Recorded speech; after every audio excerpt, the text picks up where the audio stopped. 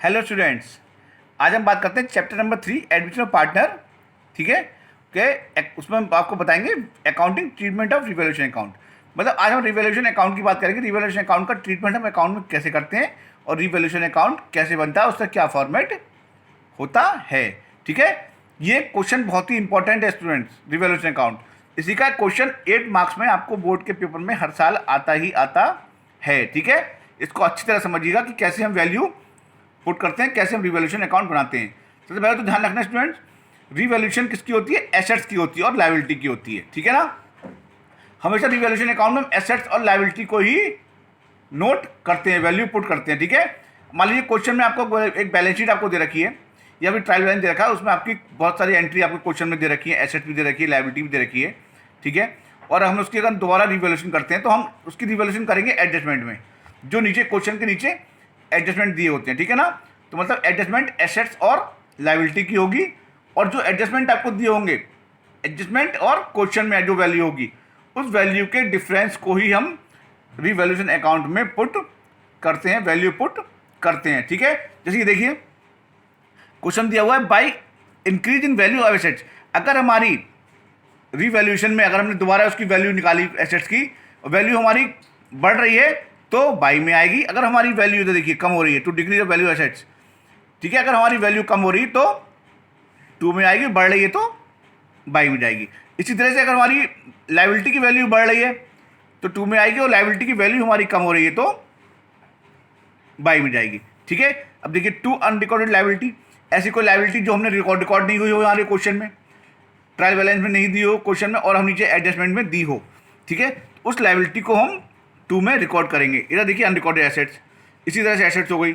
Assets मान लो हमारी question में हमने रिकॉर्ड नहीं करी है और नीचे एडजस्टमेंट में हमने उसको दोबारा लिख दिया है उस क्वेश्चन में लिखने के लिए। ठीक है ना, तुम्हारी क्या हो गई? अनरिकॉर्डेड एसेट्स हो गई, उसको हम बाई में रिकॉर्ड करेंगे। देखिए to cash and bank account, payment of unrecorded liability, ऐसी कोई लायबिलिटी जो हमने क्वेश्चन में नहीं दी हो, हमने उसके बाद पेमेंट की हो, जो हमने एडजस्टमेंट में शो करी हो, तो उसको भी हम 2 में लिखेंगे। अब देखिए by cash and bank sale of unrecorded assets. ठीक है, ऐसी कोई एसेट्स जो हमने सेल कर दी हो पर हमने उसका अमाउंट नहीं लिखा हो, ठीक है ना, तो उस अमाउंट को हम बाई में लिखेंगे। अब देखिए to loss on assets sold, अगर आपने कोई एसेट्स बेची हो और आपको लॉस हुआ हो तो 2 में लिखेंगे। By profit on assets sold, इधर आपने कोई एसेट्स बेची हो और प्रॉफिट हुआ हो तो बाई में शो करेंगे। ठीक है स्टूडेंट्स, उसके बाद हम बैलेंस निकालेंगे। बैलेंस हमारा डेबिट ये हो गया, क्रेडिट ये हो गया। ठीक है स्टूडेंट्स, डेबिट और क्रेडिट, अगर हमारा डेबिट का बैलेंस निकलता है, क्रेडिट का ज़्यादा होता है, डेबिट का कम होता है, तो हमें प्रॉफिट होता है। अगर हमारा डेबिट का ज़्यादा होगा, क्रेडिट का कम होगा तो लॉस निकलेगा स्टूडेंट। ठीक है, तो अब देखिए हम कैसे शो करेंगे।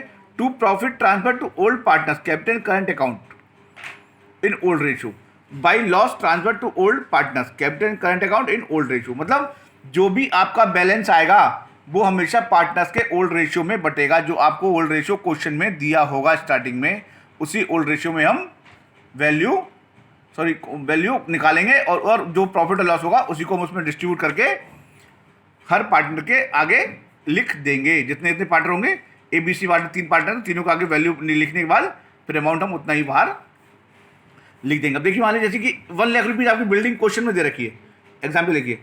ठीक है, और हमने उसकी दोबारा रिवैल्यूएशन निकाली 1,20,000 रुपीज़। एडजस्टमेंट में आपके जो, क्योंकि एडजस्टमेंट और क्वेश्चन को देख के ही हम रिवैल्यूएशन अकाउंट बनाते हैं। ठीक है, मान लीजिए ठीक है, हमने उसकी दोबारा वैल्यू निकाली तो वैल्यू उसकी 1,20,000 आई, तो मतलब यहाँ पे 20,000 उसमें बढ़ गई, तो क्वेश्चन में तो 1 लाख दे रखी थी पुरानी वैल्यू, और न्यू कितनी हो गई उसकी 120, तो मतलब कितने का प्रॉफिट हो गया? हमें 20,000 का हमें प्रॉफिट हो गया। तो प्रॉफिट हम कहाँ लिखेंगे? एसेट्स का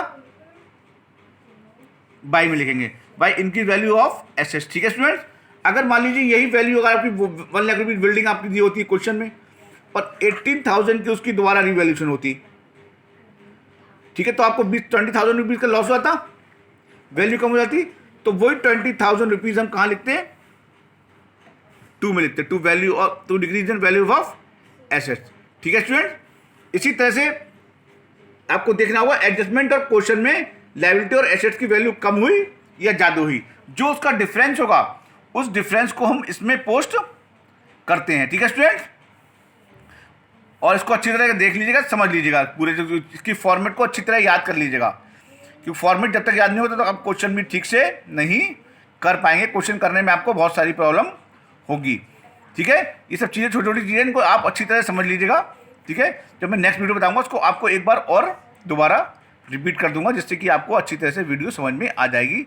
और जो मैंने मेरी पीछे 5 वीडियो मैंने आपको दी हैं उनको भी अच्छी तरह समझिएगा। ठीक है ना, उनका भी इस क्वेश्चन को करने में बहुत बड़ा रोल होगा, क्योंकि 8 मार्क्स का क्वेश्चन आपको ये हर साल बोर्ड में आता ही आता है, जिसमें कि रिवैल्यूएशन अकाउंट बनाना होता है, आपको कैपिटल अकाउंट बनाना होता है, फिर बैलेंस शीट बनानी होती है और प्रॉफिट शेयरिंग रेशियो भी आपको निकालना होता है। ठीक है स्टूडेंट्स, तो ये हो गया accounting treatment of revaluation account. Revaluation account को हम कैसे ट्रीट करते हैं अकाउंट में, ठीक है ना, कैसे हम रिवैल्यूएशन अकाउंट बनाते हैं। ठीक है स्टूडेंट, अच्छे से समझिएगा, और कोई प्रॉब्लम होगी तो आपकी एक बार उसको और नेक्स्ट वीडियो में बता दूंगा। Thank you.